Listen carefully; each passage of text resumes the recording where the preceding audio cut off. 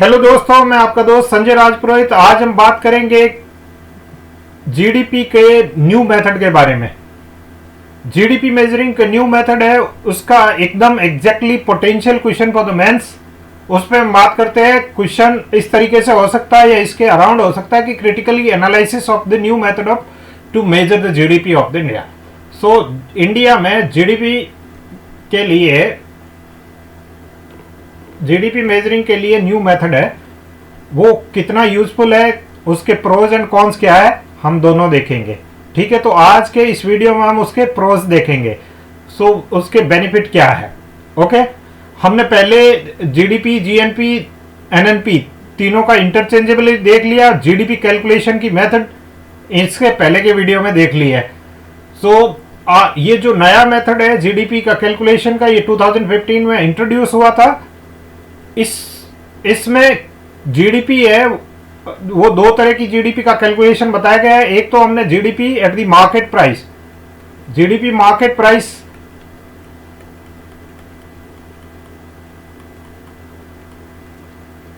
Consumption expenditure, investment, gross investment expenditure, government expenditure and net export, तीनों को जोड़ के वो भी मार्केट प्राइस पे। मार्केट प्राइस का मतलब ये है कि इन सारों में नेट इनडायरेक्ट टैक्सेस जुड़े हुए हैं, नेट इनडायरेक्ट टैक्सेस जुड़े हुए हैं। तो ये GDP at the market price पे कैलकुलेट कर ली जाती है।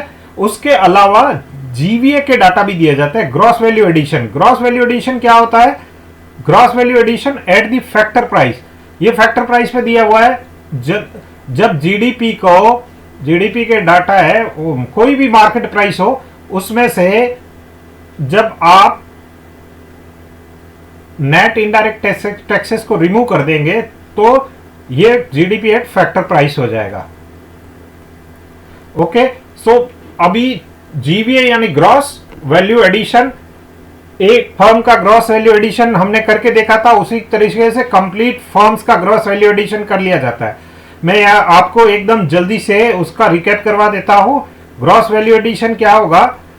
पहले होता है ग्रॉस वैल्यू आउटपुट, उसमें चार चीजें होती है। पहली होती है आपके intermediatory goods and services, second depreciation, third आपका net indirect taxes and fourth होता है फैक्टर पेमेंट। ओके, सो अगर ये सारों का जोड़ के मैं निकालूं तो उसको बोलते हैं ग्रॉस आउटपुट।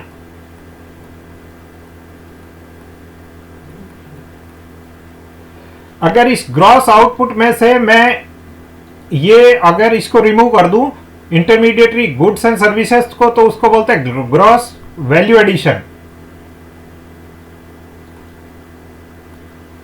इस ग्रॉस वैल्यू एडिशन को, ग्रॉस को नेट में कन्वर्ट करने के लिए मुझे क्या करना पड़ेगा? ये gross value addition at the market price है।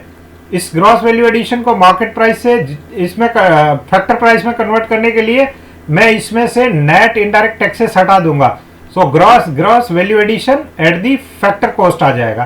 क्यों फैक्टर कॉस्ट कर रहे हैं? क्योंकि यहां पे हम जीडीपी पहले ही मार्केट प्राइस पे निकाल रहे हैं।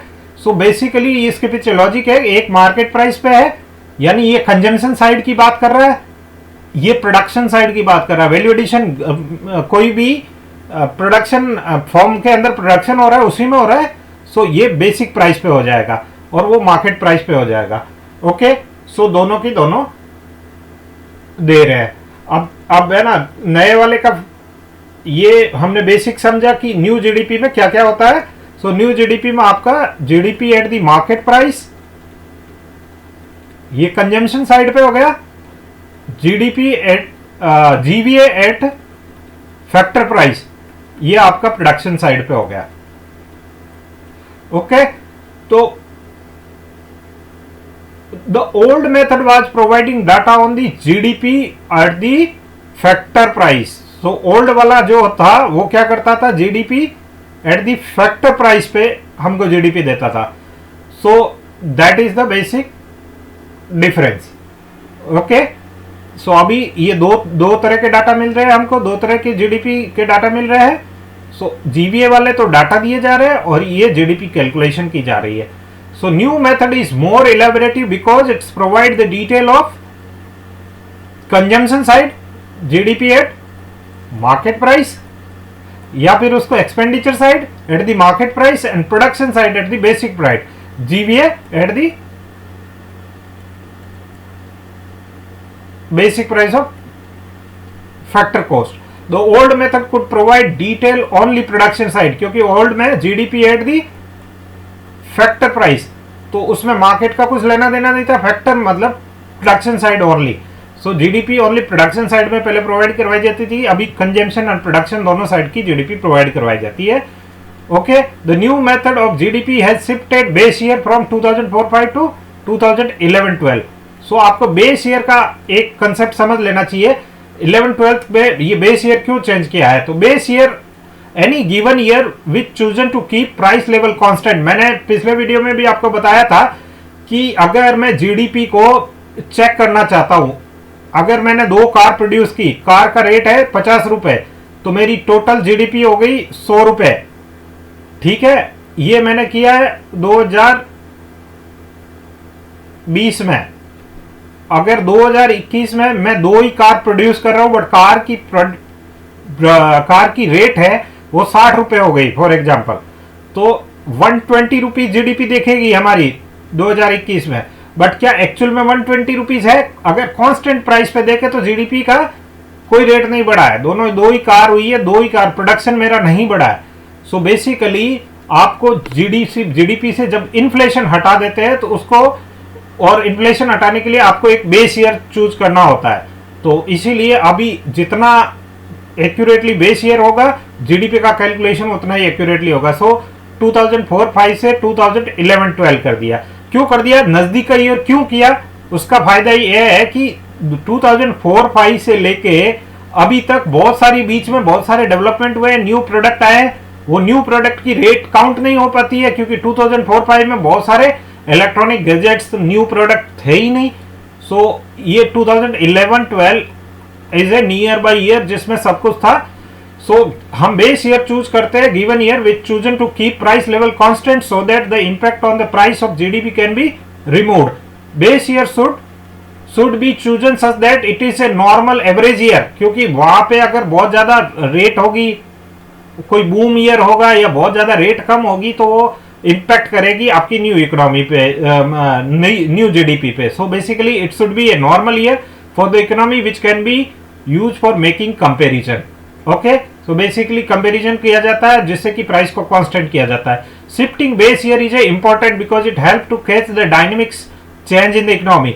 जो भी नए डायनेमिक्स आए हैं इकोनॉमी में, उसको जितना आप चेंज करते रहेंगे और जितना नजदीक लाते रहेंगे, उतना बेस ईयर उतना अच्छा होगा कि वो नए डायनेमिक्स आपके कैप्चर कर दे. New method use audited report of approximately 5 lakh firm submitted to ministry of corporate affair.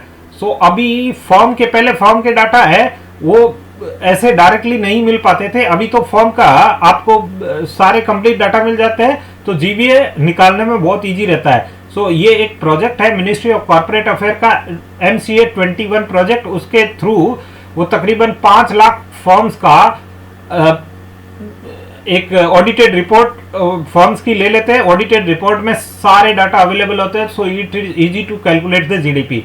The old method use data of 30,000 firm only submitted at the factor cost. कुछ डाटा वो भी फैक्टर कॉस्ट पे, सो पूरे data नहीं होते थे, तो उसके बेसिस पे इसीलिए वो GDP at the factor cost निकालते थे. नाउ कंप्लीट डाटा मिल रहा है तो GDP at the market price and GB eight the factor cost निकाला जाता है. The benefit of new method is not only the large sample but also more audited information which help to understanding even lower end of activities. So एक तो data size बड़ा हो गया और detail report भी हो गई. The new method enterprise uses enterprises survey and investment survey. So enterprises survey भी कर रहे हैं, इन्वेस्टमेंट सर्वे भी कर रहे हैं, जिससे कि अनऑर्गेनाइज सेक्टर में क्या हालचाल है उसका भी जाना जा सकता है, उसकी भी अंडरस्टैंडिंग आ जाती है. Some important sector like the education and health care services, hospitality, business, recycling industry etcetera operating in the unorganised sector. So enterprises survey से ये सारी चीजें मिल जाती है कि कौन सी नई एंटरप्राइजेस बन रही है, कितना इन्वेस्टमेंट हो रहा है. So that will give you more clear picture of the unorganised sector like the health, education, hospitality, business, etc. Okay. thank you for today. Tomorrow we'll talk about the disadvantages of this